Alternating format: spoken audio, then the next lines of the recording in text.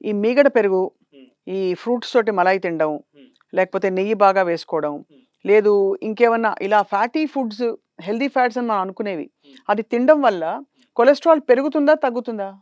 First మనం తెలుసుకోవాల్సిందేంటంటే fats గానీ, carbohydrates గానీ, ప్రోటీన్స్ గానీ అన్నీ ఇంటర్‌చేంజబుల్‌గా కన్వర్ట్ అయ్యే అవకాశం ఉంది. హ్మ్. సో, ఓన్లీ ఫ్యాట్స్ తీసుకుంటేనే ప్రాబ్లమ్ ఉంది. లేదా ఓన్లీ కార్బోహైడ్రేట్స్ తీసుకుంటే ప్రాబ్లమ్ లేదు. బేసికల్లీ ఇవన్నీ ఇంటర్‌చేంజబుల్‌గా అవుతుంది. అదే. ఇవన్నీ క్యాలరీ కింద కౌంట్ అవుతుంది. ఇవన్నీ ఒక పోర్షన్‌లో మన బాడీకి అవసరం ఉంది. మన అవసరానికి మించి మనం తీసుకున్నప్పుడు బాడీ ఈ ఎక్సెసివ్ క్యాలరీస్ ఆర్ ఎక్సెసివ్ ఫుడ్‌ని it has to do something ఏదైనా రైట్. చెయ్యాలి.